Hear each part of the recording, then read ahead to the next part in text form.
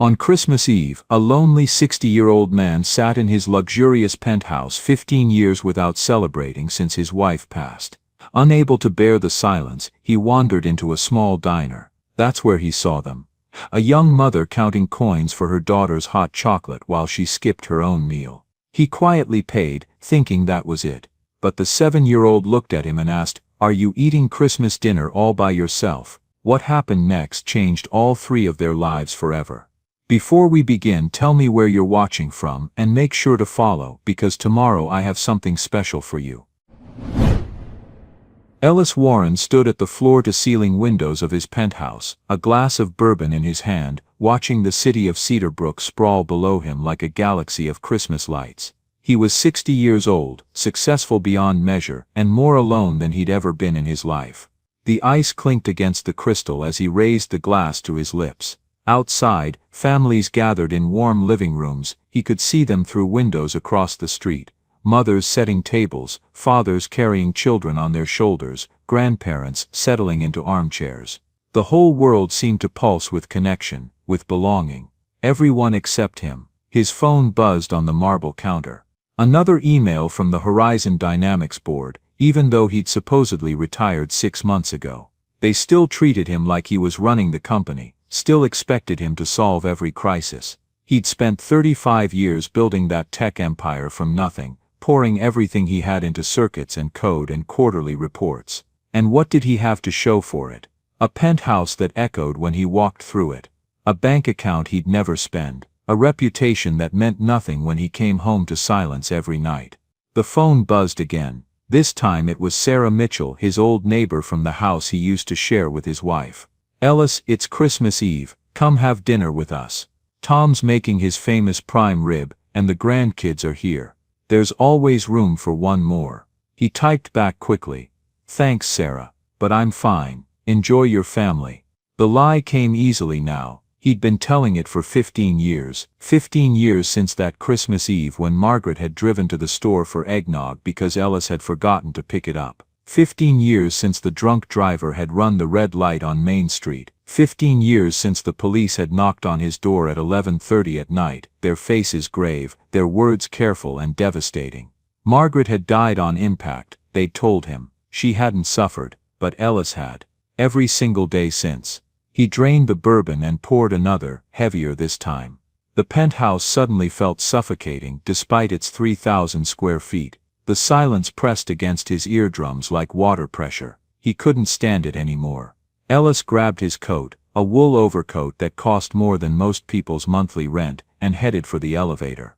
He didn't know where he was going. He just knew he couldn't stay in that expensive tomb for another minute. The cold hit him like a slap when he stepped outside. December in Pennsylvania didn't mess around. He pulled his collar up and started walking, no destination in mind, just moving to feel something other than the hollow ache in his chest.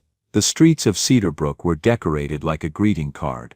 Garland wrapped around lampposts, lights strung across storefronts, inflatable snowmen wobbling in front yards. He passed house after house, each one glowing with warmth. Through one window, he saw a father helping his daughter hang an ornament. Through another, a grandmother laughing as a toddler tried to steal cookies off a cooling rack. The loneliness crashed over him in waves. He'd had that once. He and Margaret had talked about children, had picked out names, had started looking at houses with good school districts. But his career had taken off, and they'd decided to wait. Just a few more years, they'd said, just until the company was stable. And then she was gone, and all those plans died with her.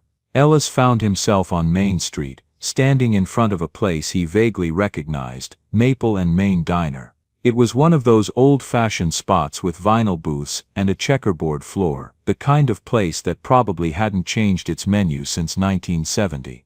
Warm light spilled from the windows, and he could see a handful of people inside. He pushed through the door just to hear human voices. Just to not be alone for a little while longer. The diner was nearly empty. A waitress who looked to be in her 60s wiped down the counter, humming along to Silent Night, playing softly from a radio behind the register. She looked up when Ellis entered, her face brightening. "Merry Christmas on, sit anywhere you like." Ellis chose a booth in the corner, sliding onto the cracked vinyl seat. The waitress, her name tag said Donna, brought him a laminated menu and a glass of water. Coffee? She asked. Please, she returned a moment later with a steaming mug. Ellis wrapped his hands around it, grateful for the warmth. He wasn't planning to order anything, he just wanted to sit somewhere that didn't echo, somewhere he could pretend he was part of the world instead of just observing it from a distance. The bell above the door chimed, and a gust of cold air swept through the diner. Ellis looked up. A young woman stood in the doorway, her hand resting on the shoulder of a little girl. The woman, she couldn't have been more than late 20s, wore a coat that had seen better days, thin and patched at the elbows. Her face was drawn with exhaustion, the kind that came from working too many hours for too little pay.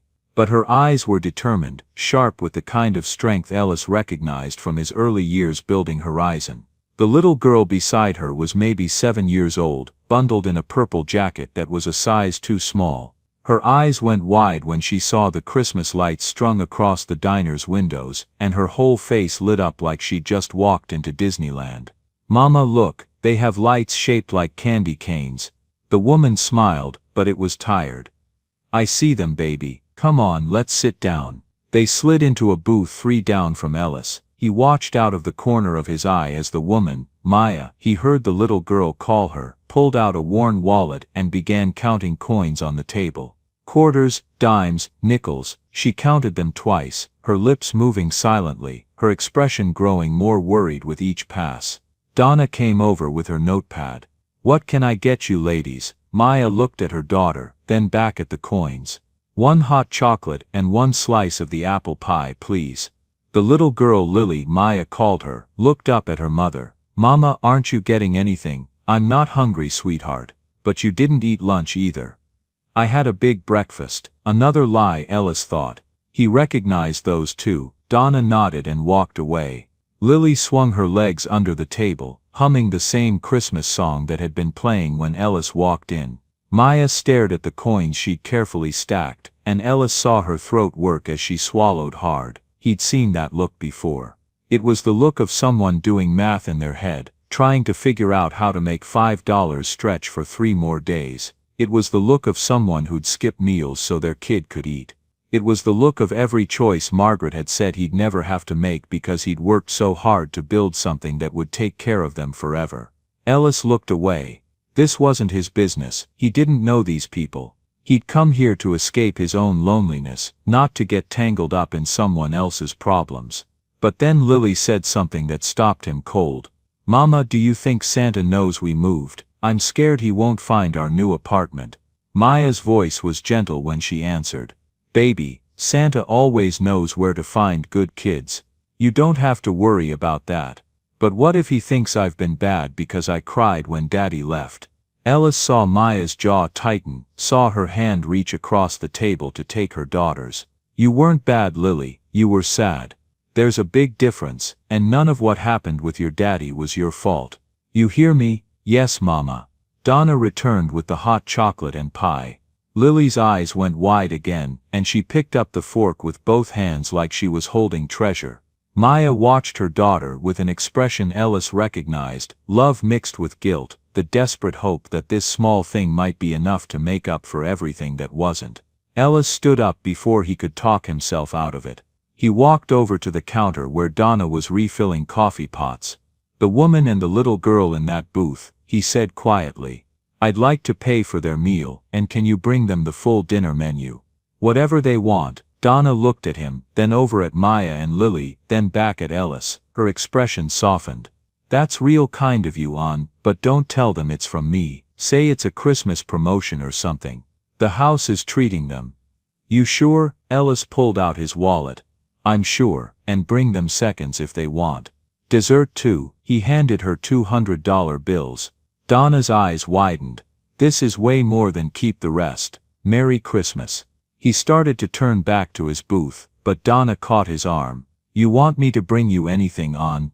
Ellis shook his head. Just the coffee's fine. But when he sat back down, he found he couldn't stop watching them. Donna went over and delivered the news about the Christmas special free dinner for families with kids, she said, her improvisation smooth as butter. Maya's first reaction was suspicion, but Lily was already bouncing in her seat, and eventually Maya's resistance crumbled. They ordered real food, chicken, mashed potatoes, vegetables.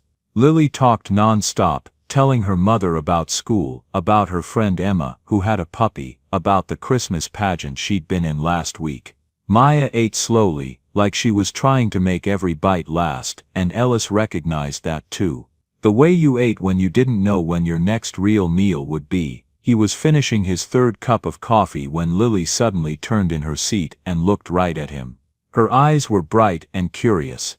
"Mister, are you eating Christmas dinner by yourself?" Ellis froze. Maya immediately started to apologize, but Ellis waved her off. "I am," he said simply. Lily's face scrunched up with concern that seemed too old for a 7-year-old. "That's really sad. Nobody should eat Christmas dinner alone." "Lily," Maya said sharply, embarrassment coloring her cheeks. "That's not polite." "But it's true, Mama. Remember what you said. That Christmas is about family and being together." Ellis felt something crack in his chest. This little girl, who probably had less than anyone in this diner, was worried about him. "You're right," he said, his voice rougher than he intended. "It is sad." Lily looked at her mother, some unspoken communication passing between them, then she turned back to Ellis. "Do you want to eat with us? We have lots of food now because of the Christmas special." "Lily," I don't think Maya started. But Ellis was already standing up, his coffee cup in hand. "If you don't mind the company, I'd be honored." Maya looked like she wanted to object, but something in Ellis's face must have stopped her. Maybe she recognized the loneliness. Maybe she just didn't have the heart to say no on Christmas Eve. Either way, she nodded. "Of course, please sit down."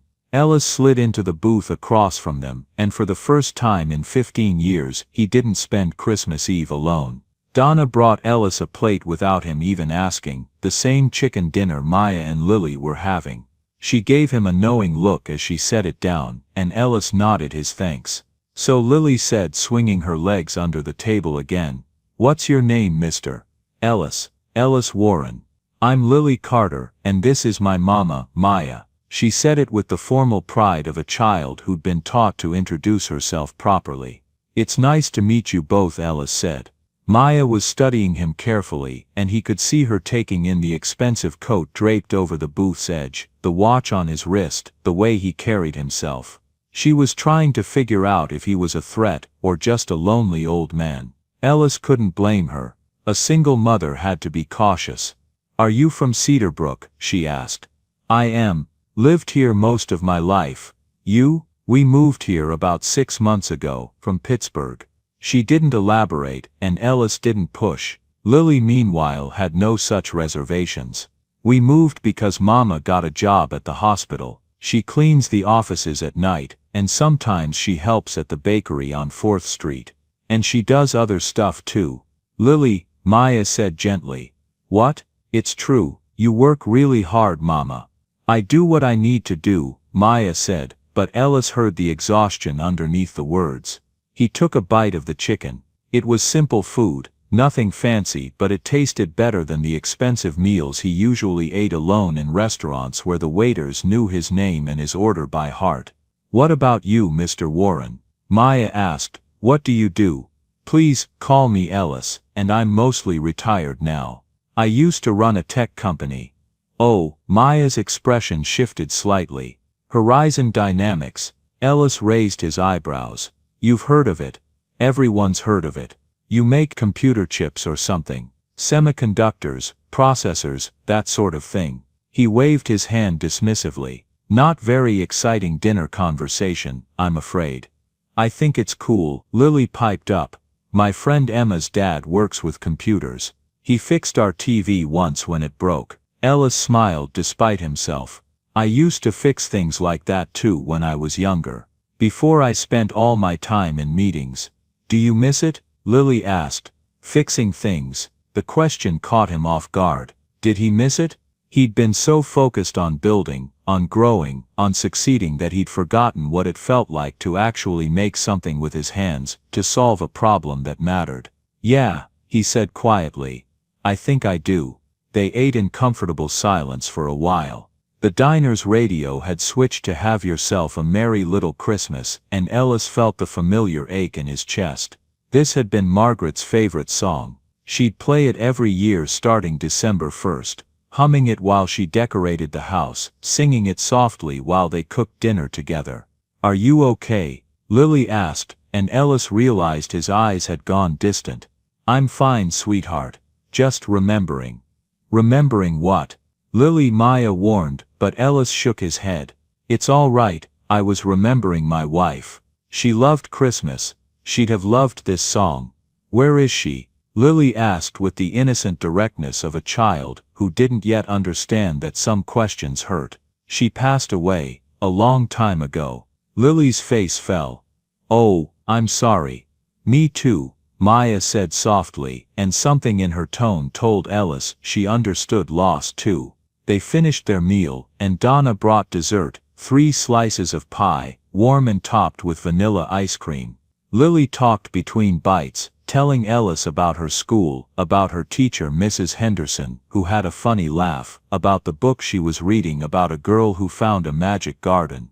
Ellis listened, and something strange happened. The tightness in his chest began to ease. The hollow ache that had driven him out of his penthouse into the cold night started to fill with something warm. He couldn't remember the last time he'd listened to a child talk about their day, the last time he'd been part of something as simple as a shared meal. When they finished, Maya started gathering their coats. "We should get going. It's late, and tomorrow's Christmas." Lily's face fell. "But Mama, Mr. Ellis is going to go back to being alone." "Lily, I'm sure Mr. Ellis has plans." "I don't, actually," Ellis heard himself say. Maya looked at him. Surprise and something else, sympathy maybe, crossing her face. "You're going home to an empty house on Christmas Eve?" Lily asked, her voice small. "I've done it for a long time," Ellis said, trying to make it sound normal, like it didn't tear him apart every year. Lily looked at her mother with those big pleading eyes. "Mama, can Mr. Ellis come home with us? Just so nobody has to be alone on Christmas."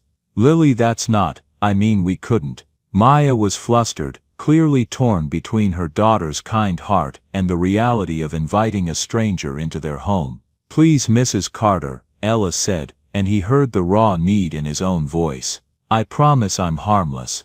I haven't had Christmas dinner with people in a very long time. If it wouldn't be too much trouble." Maya studied him for a long moment. Ellis could see her weighing the risk, the impropriety, against the genuine loneliness in his face and her daughter's earnest hope. Finally, she sighed. "We don't have much, our apartment is small, and I can't offer you anything fancy." "I don't need fancy," Ellis said. He trailed off, not sure how to finish that sentence. "Company," Maya finished for him, and when their eyes met, Ellis saw that she understood.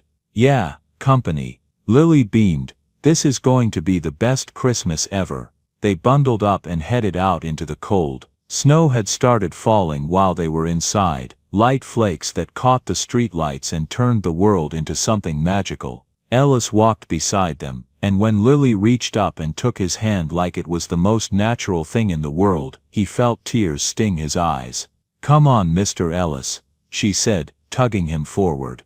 "Our apartment isn't far, and Mama made paper snowflakes we can show you." Ellis let himself be pulled along, this little girl's hand warm in his, and for the first time in 15 years, Christmas didn't feel like a wound. It felt like maybe, just maybe, a beginning. The apartment building was old, the kind of place where the radiators clanked and the hallways smelled like cooking oil and old carpet.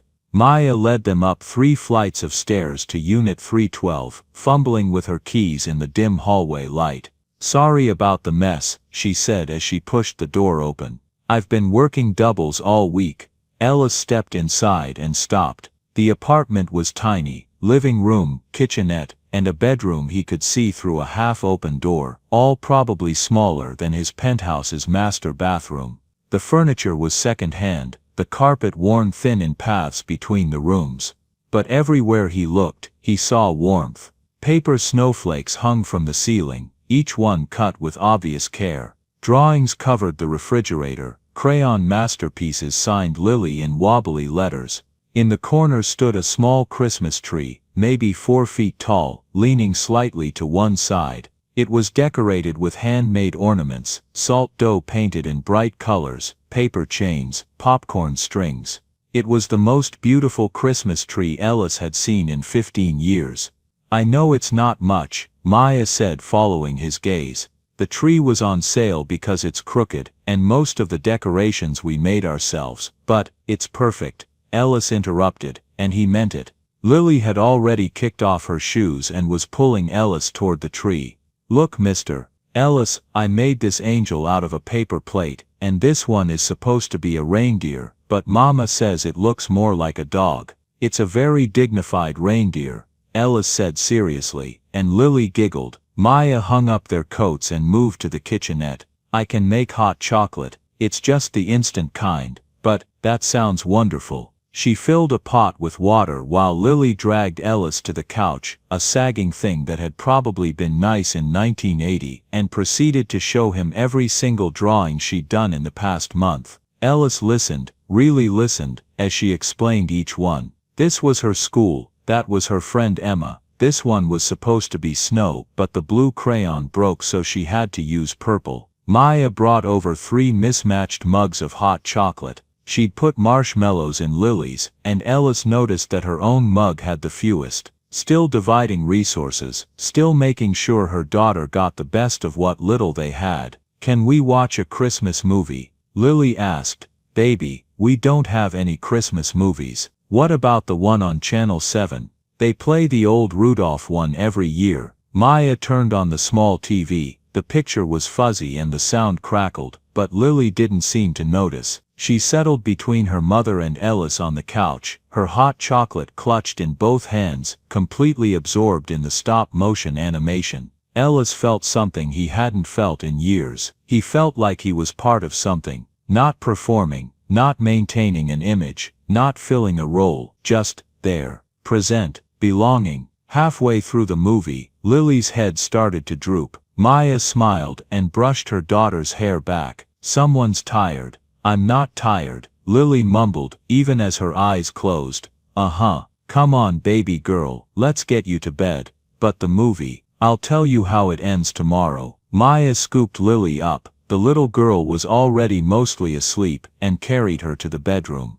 Ellis heard gentle murmurs, the soft sounds of tucking in, a whispered "I love you" that made his throat tight. When Maya came back out, she looked exhausted. She sat on the opposite end of the couch, curling her legs under her, and for a moment neither of them spoke. "Thank you," she finally said, "for dinner. I know it was you who paid." Ellis started to deny it, but she held up a hand. "Donna's a terrible liar, and you're a terrible secret gift giver. You left her a huge tip, didn't you?" "Maybe." "Why?" "Because you were counting change to buy your daughter dinner on Christmas Eve, and because I could help, and because," he trailed off, because I think my wife would have wanted me to." Maya was quiet for a moment. "Tell me about her, if you want to." And Ellis did. He told her about Margaret, about how they'd met at a coffee shop when he was a broke engineer, and she was a graduate student in literature. About how she'd believed in him when he had nothing but ideas and determination. About how she'd made him laugh, how she'd kept him grounded when success started to change him, how she'd planned to teach part-time and write novels and grow tomatoes in a garden she never got to plant. "It was Christmas Eve," he said, his voice rough. 15 years ago, I'd forgotten to pick up eggnog for her family's party. She said she'd run out and get it. I told her it could wait, that we'd just make do without it, but she insisted. She was always like that, wanting everything to be perfect. Maya reached over and took his hand. She didn't say anything, just held on. A drunk driver ran a red light on Main Street, killed her instantly. Ellis's voice cracked. I spent every Christmas after that alone because I couldn't stand to be around happy families, couldn't stand the reminders of what I'd lost. I buried myself in work, built an empire, made more money than I could ever spend, and came home every night to an empty penthouse. I'm so sorry, Maya whispered. What about you? Ellis asked, needing to talk about something else. Lily mentioned her father left. Maya's jaw tightened. Derek, we got married young. I was 20, he was 22. Had Lily when I was 21. He said he wanted a family, said he was ready, but when the reality hit, when it wasn't just fun and games anymore, when it was diapers and crying and being exhausted all the time, he left. Lily was 3. Does he see her? He sends a card on her birthday sometimes. That's it. I'm sorry, she deserves better. She does, so I make sure she gets it, even if that means working 3 jobs and living in a 500 square foot apartment. She's happy. That's what matters. Ellis looked around the small space again. You've done a beautiful job. Thank you for saying that. They talked for another hour, 2 people who'd both lost something essential finding comfort in sharing their stories. When Ellis finally checked his watch, it was past midnight. I should go, he said. Let you get some sleep. You could stay, Maya said. I mean just sleep on the couch. It's Christmas, and it's late, and honestly, she paused. It's been nice, having someone to talk to, an adult conversation that isn't about work schedules and bills. Are you sure? Yeah, I'm sure. Maya brought him a pillow and a blanket that smelled like laundry detergent and home. Ellis settled onto the sagging couch, and as he closed his eyes, he heard the soft sounds of Maya moving around the apartment, checking on Lily, turning off lights. For the first time in 15 years, Ellis Warren didn't spend Christmas alone, and for the first time in 15 years, he slept through the night without waking up to an empty bed and an emptier heart. Ellis woke to the sound of something clattering in the kitchen, and a child's giggle quickly shushed. He opened his eyes to morning light, filtering through thin curtains and the smell of something burning. He sat up, his back protesting the unfamiliar sleeping arrangement, and looked toward the kitchenette. Maya stood at the stove, waving a dish towel at a smoking pan while Lily perched on a chair nearby, covering her mouth to hold in her laughter. Mama, the pancakes are black. I know they're black, baby. I'm working on it. Ellis cleared his throat, and they both jumped. Oh, you're awake, Maya said, looking embarrassed. Sorry if we woke you. I was trying to make breakfast, but apparently I'm worse at cooking than I remembered. The smoke alarm almost went off. Lily said helpfully. Ellis stood up, folding the blanket Maya had given him. Need some help? Maya looked at the smoking pan, then at him. Can you cook? I spent 10 years living alone after my wife died. I learned or I starved. In that case, yes. Please, take over before I burn the building down. Ellis moved to the stove, examining the damage. Okay, first problem, the heat's too high. Second problem, you're trying to flip them too soon. I told you, Mama, Lily said. Maya laughed, the sound light and genuine. All right, the 7-year-old and the retired tech executive both think I'm a terrible cook. Point taken. Ellis scraped the burned pancakes into the trash and started fresh. Maya found ingredients that had seen better days, flour, eggs, milk that was close to its expiration date, and Ellis worked with what she had. Lily appointed herself his sous chef, carefully measuring ingredients with intense concentration. 2 teaspoons of vanilla, right? She asked. Perfect. Now can you stir this while I get the pan ready? They worked together, the 3 of them, in the tiny kitchen. Maya made coffee in an old percolator. Lily set the table with mismatched plates and forks. Ellis flipped pancakes, making sure to give Lily the best ones, golden and perfectly round. When they sat down to eat, Ellis realized he couldn't remember the last time he'd had a meal like this. Not fancy, not expensive, just warm and simple and shared. Lily drowned her pancakes in syrup, and talked between bites about what she wanted to do that day. Watch more Christmas movies, maybe build a snowman if enough snow had fallen. Definitely eat more chocolate. You're going to make yourself sick, Maya warned, but she was smiling. Mama, it's Christmas. You can't get sick on Christmas. Pretty sure that's not how it works, baby.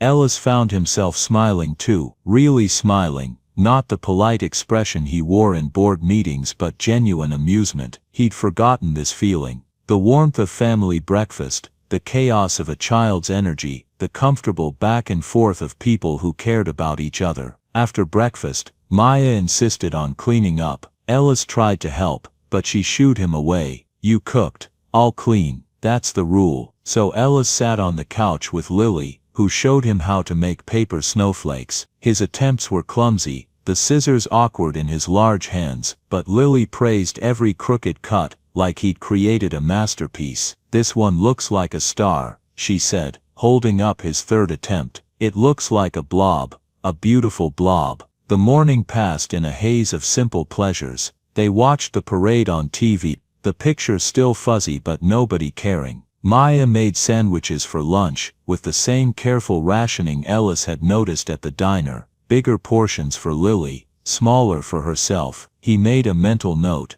Around 2 in the afternoon, Ellis checked his phone. 17 missed calls from the Horizon board. 12 emails marked urgent. A voicemail from Sarah asking if he was okay. He looked at Lily, who was currently trying to teach him how to play Go Fish with a deck of cards missing the 3 of hearts. He looked at Maya, who was curled up in the armchair with a book she'd probably read 10 times because she couldn't afford new ones. He turned his phone off. "Mr. Ellis, it's your turn," Lily said.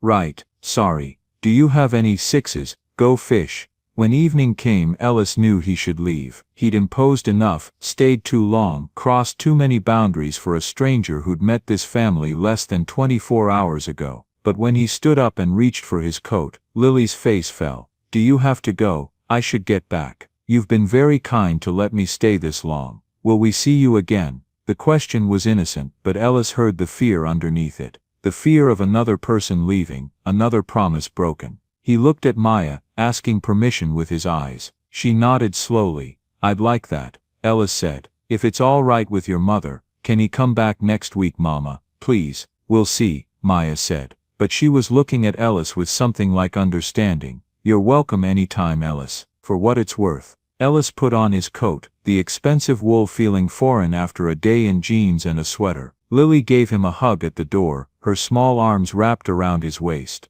"Merry Christmas, Mr. Ellis." "Merry Christmas, Lily." He took a cab back to his penthouse. The ride was only 15 minutes, but it felt like traveling between 2 different worlds. The cab pulled up to the gleaming tower, the doorman greeted him by name, the elevator lifted him smoothly to the 38th floor. He stepped into his penthouse, and the silence hit him like a physical force. It was exactly as he'd left it, perfect, spotless, empty. The view was spectacular. The furniture was expensive, the art on the walls was worth more than most people made in a year, and it felt like a mausoleum. Ellis walked to the window and looked out at the city. Somewhere out there in a tiny apartment with a crooked Christmas tree and mismatched dishes was more warmth than he'd felt in 15 years. His phone buzzed. He turned it back on in the cab. A text from an unknown number. "Thank you for making this the best Christmas we've had in a long time, Maya. P.S. Lily wanted me to send you this." The next message was a photo.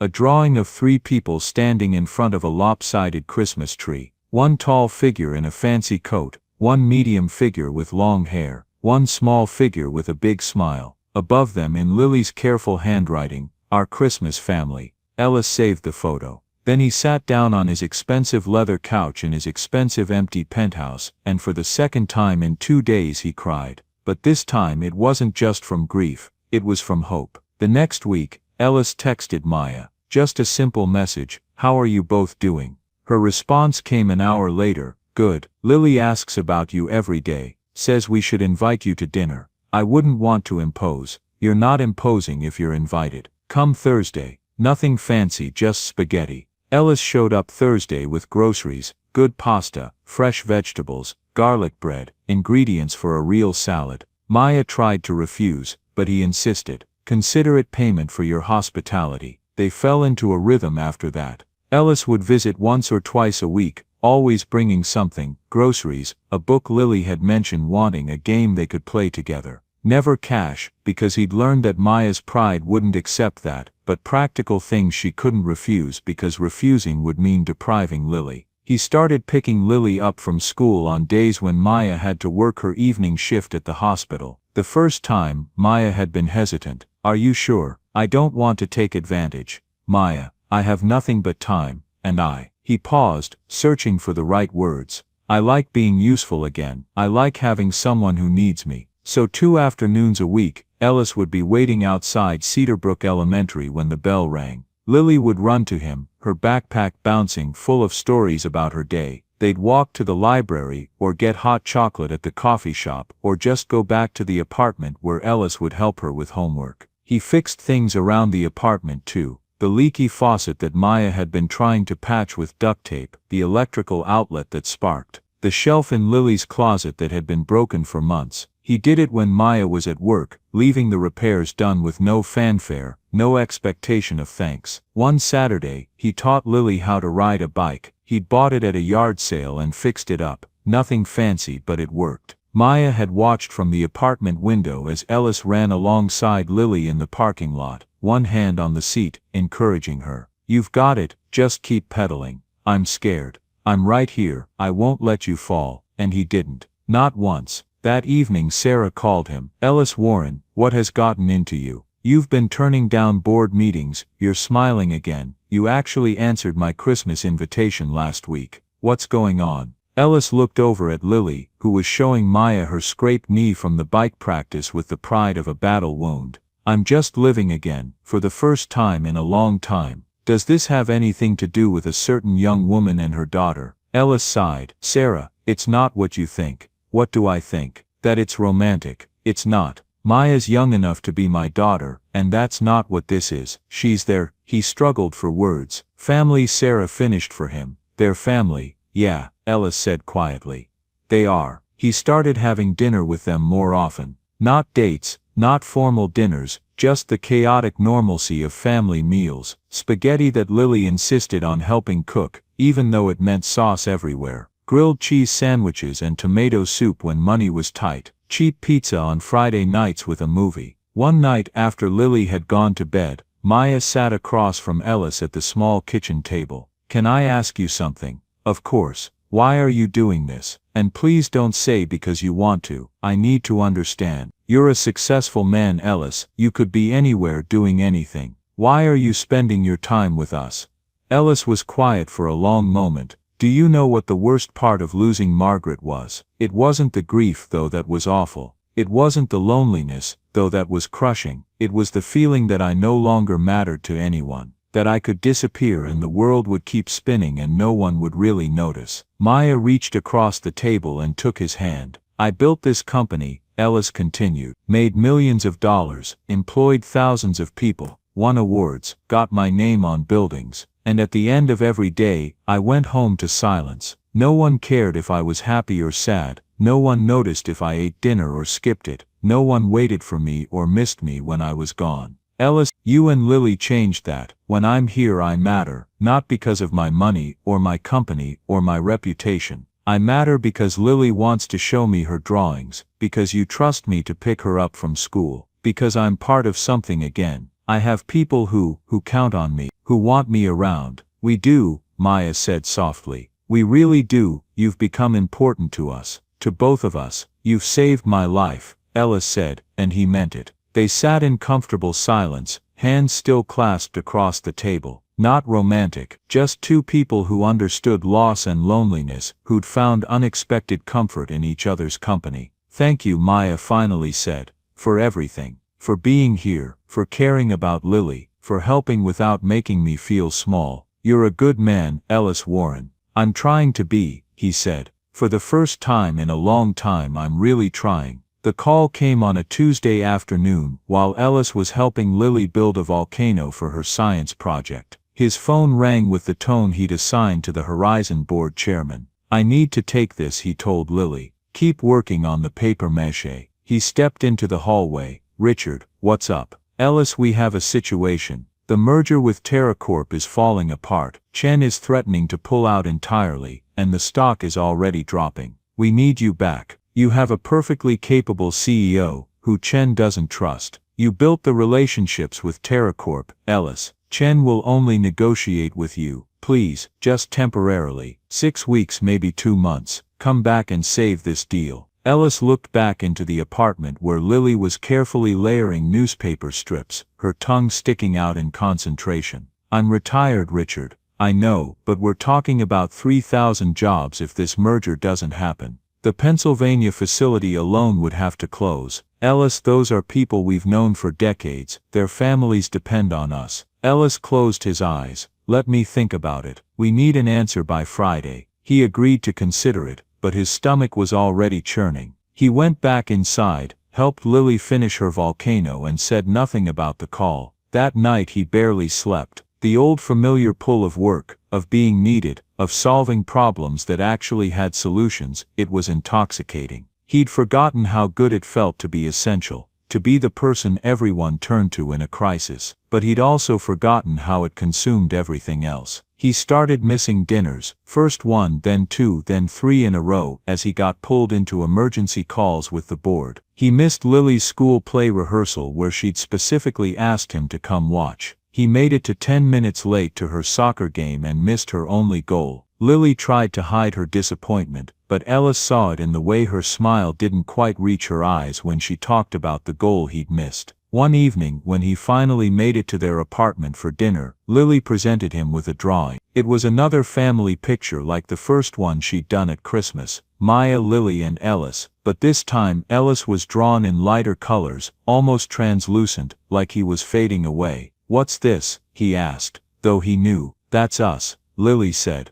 "But you're getting see-through because you're not around as much." The words hit him like a punch to the gut. Later, after Lily had gone to bed, Maya made them both tea and sat down across from him. "She's not trying to make you feel guilty," Maya said carefully. "I know, she's had people leave before, Ellis. Her father promised he'd always be there, and then he wasn't. She's scared you're doing the same thing." "I'm not leaving, aren't you?" Maya's voice was gentle but firm, "because from where I'm sitting it looks a lot like you're choosing work over us. And that's okay, you don't owe us anything. You're not her father, you're not my husband, you're a friend who's been incredibly generous with your time. If you need to focus on your work, we understand, Maya, but if you're going to drift away, Ellis, I need you to do it now, while Lily's young enough to bounce back, because if you become more important to her and then you leave, it's going to break her heart, and I can't let that happen." "I won't." Ellis sat with that for a long moment, the weight of it pressed on his chest. "I don't want to leave," he said finally. "Then don't." Maya met his eyes, "but also don't be that person who's half here and half somewhere else. Lily needs consistency, not promises. She needs someone who shows up, not someone who means well but doesn't follow through."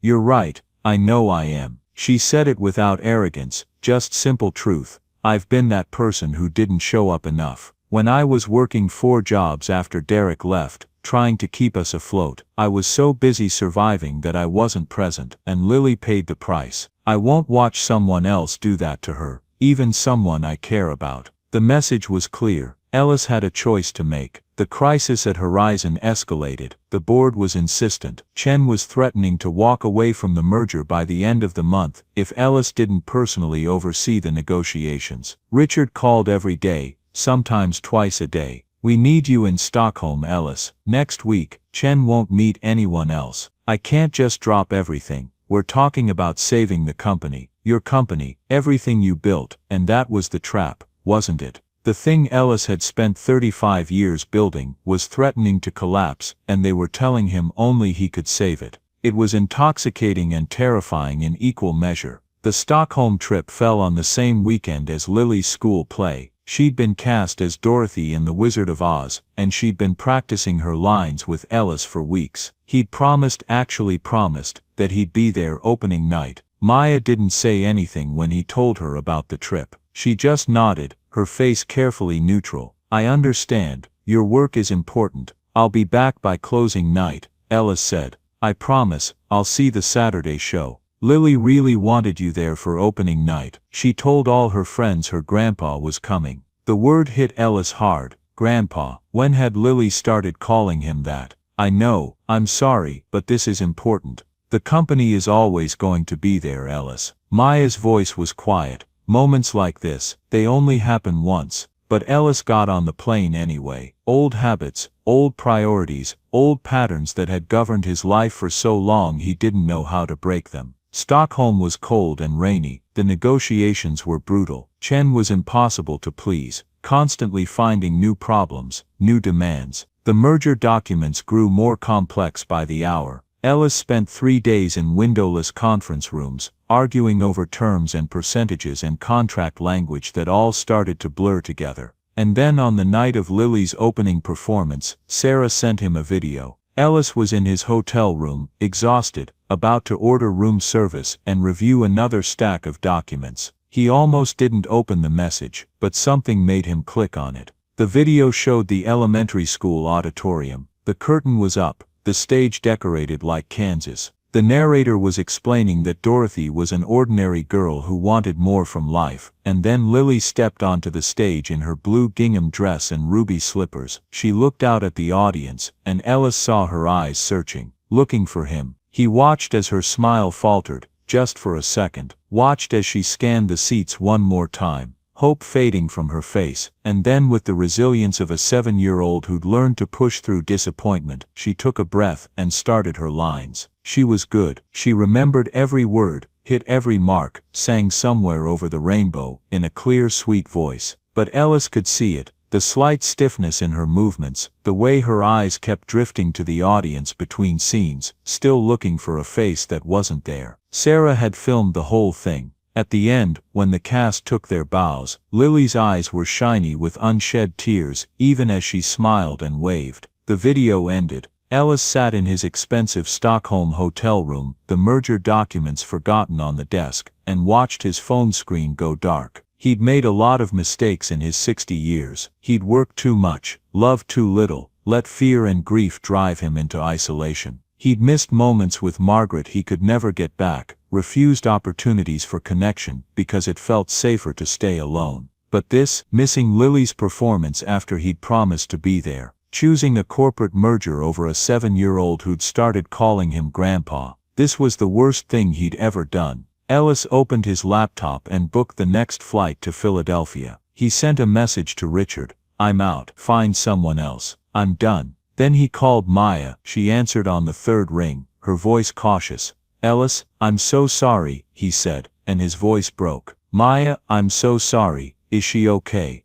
She cried herself to sleep. Maya didn't sound angry, just tired, sad. She kept saying, "You promised." I know I did. I'm getting on a plane right now. I'll be there tomorrow." "Ellis, you don't have to." "Yes, I do. This was wrong. I was wrong. I made a choice, and it was the wrong one, and I need to fix it if I can." "You can't fix everything with money and grand gestures," Maya said, and there was steel in her voice now. "Lily doesn't need you to swoop in and save the day. She needs you to be consistent, to do what you say you're going to do, to be there." "I know. Do you? Because this isn't the first time you've chosen work over us. It's been happening for weeks. The missed dinners, the cancelled plans, the distracted attention, even when you are here. Lily sees all of it." Ellis closed his eyes. "You're right. I need you to understand something, Ellis. I let you into our lives because I thought you genuinely cared. Because Lily needed a stable male figure, and you seemed like you could be that.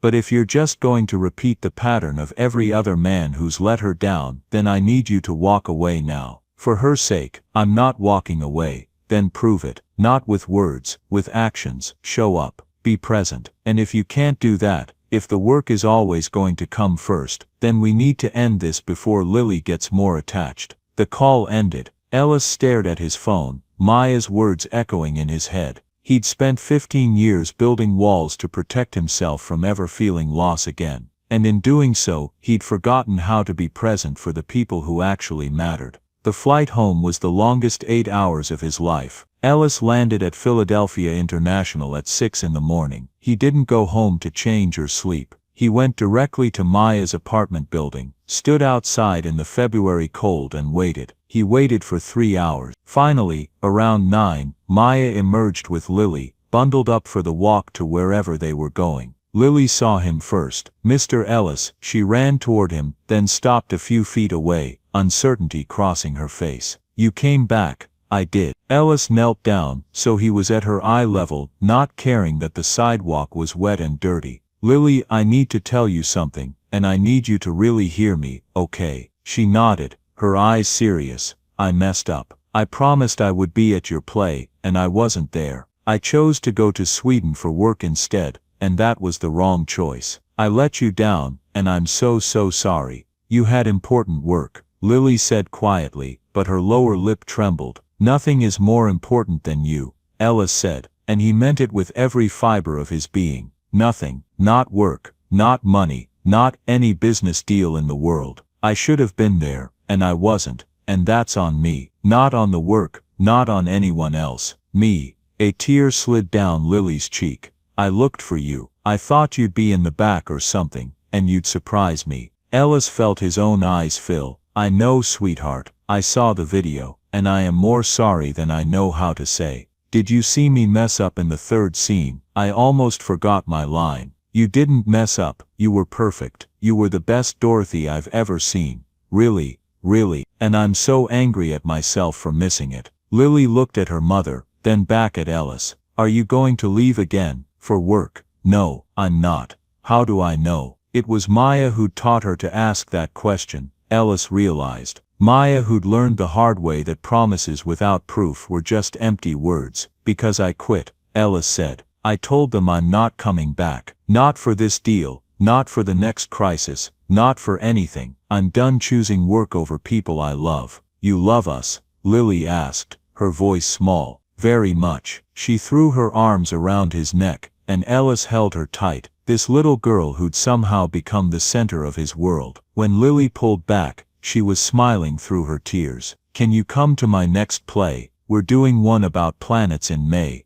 I'll be in the front row. And my soccer game next week. I'll be there. And my birthday party. It's not until August, but I want to make sure. Lily, Maya said gently, give Mr. Ellis a chance to breathe. But Ellis shook his head. No, it's okay. Yes, Lily, I'll be at your birthday party, and your soccer games, and your plays, and every single thing you want me to be at, as long as you want me there. Promise. Ellis looked up at Maya, who was watching them with an expression he couldn't quite read. I promise, and this time, I'm going to keep it. Maya stepped forward. We need to talk, alone. She asked a neighbor to watch Lily for a few minutes, and she and Ellis walked to the coffee shop on the corner. They sat in a booth in the back, 2 cups of coffee between them that neither of them touched. I meant what I said, Ellis started. I quit. I'm not going back. Ellis, you don't have to blow up your whole life for us. I'm not doing it for you. I'm doing it for me. He leaned forward. Maya,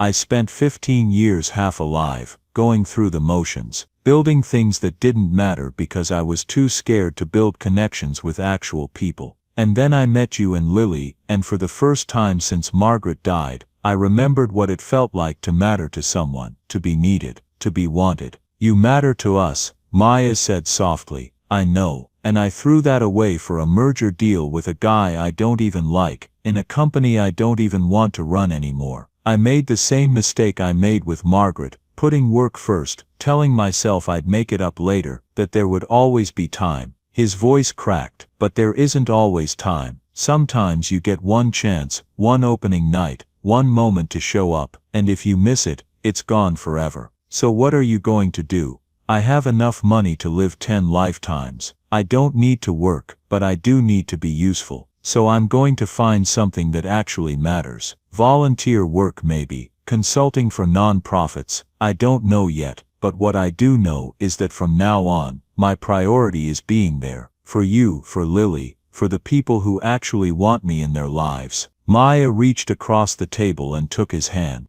That's a big change. I'm 60 years old. If I don't make it now, when will I? She smiled, and it was genuine. Okay, but I need you to understand something. We're not your do-over family. We're not a replacement for what you lost. We're ourselves, messy and complicated and imperfect. I know. And Lily needs consistency. She needs to know that when you say you'll be there, no matter what. Can you do that? Ellis thought about the board calling, the crises that would inevitably arise, the pull of old habits and old patterns. He thought about how easy it would be to slip back into the person he'd been. Then he thought about Lily's face when she'd looked for him in that audience, about the drawing where he was fading away, about Maya's quiet strength as she raised her daughter alone, never asking for help, but accepting it when it was freely given. Yes, he said, I can do that. I will do that. Maya studied him for a long moment, then nodded.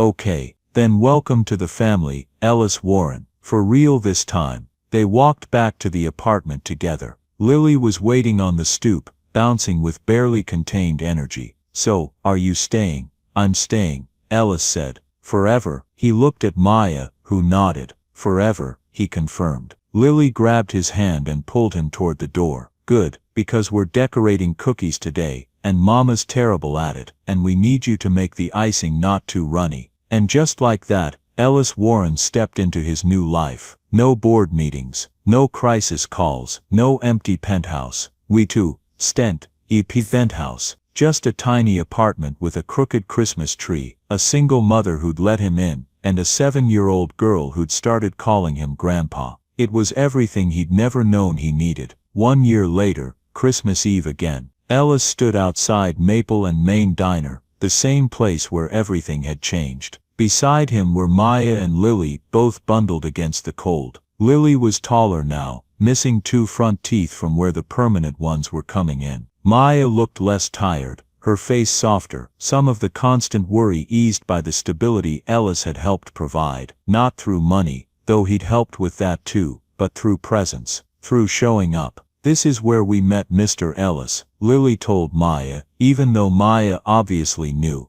A whole year ago. I remember, Maya said smiling. They pushed through the door. Donna was behind the counter, older by a year but still wearing the same friendly smile. Her eyes lit up when she saw them. Well, if it isn't my favorite Christmas miracle, look at you three. They slid into the same booth where Ellis had sat alone that first night, where he'd watched Maya count change, and Lily's eyes light up at candy cane lights. So much has changed, Ellis said, looking around the familiar diner. So much has stayed the same, Maya countered. We're still here, still together. They ordered dinner, real dinner this time, not counting coins, not worrying about whether they could afford it. Lily chattered about school, about her new friend Marcus, who could do a backflip, about the book she was reading about a girl who talked to animals. Ellis listened, soaking in every word. This was his life now, not board meetings and stock reports, but elementary school drama and lost teeth and Christmas cookies. He'd started working with a non-profit that taught coding to underprivileged kids. 3 days a week, he went to community centers and libraries, teaching children how to build websites and program simple games. It wasn't running a billion-dollar company, but it mattered.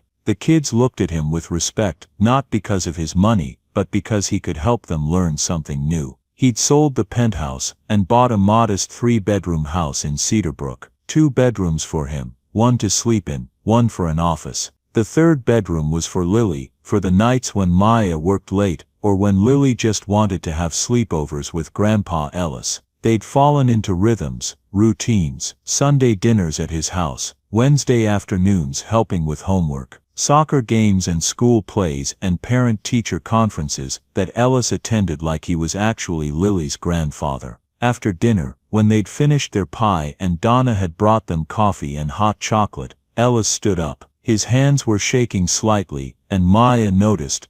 You okay? Yeah, I have something I want to say. Lily looked up at him, hot chocolate mustache on her upper lip. A speech, kind of. Ellis took a breath. A year ago tonight I walked into this diner more alone than I'd been in my entire life. I'd lost my wife. I'd lost my purpose. I'd lost the ability to connect with anyone or anything. I was just existing, going through the motions of a life that didn't really mean anything anymore. Maya reached over and took his hand, and then I saw you too. Maya, you were counting change, trying to buy your daughter dinner. And Lily, you were so excited about those Christmas lights. He smiled at the memory. I paid for your meal thinking it would be this one-time thing. A good deed to make myself feel less terrible. But you invited me into your lives. You let me be part of your Christmas, part of your family. And you saved me. You saved yourself, Maya said quietly. Maybe, but you gave me a reason to. You gave me a purpose again. Not building companies or making money, but something real, something that actually matters.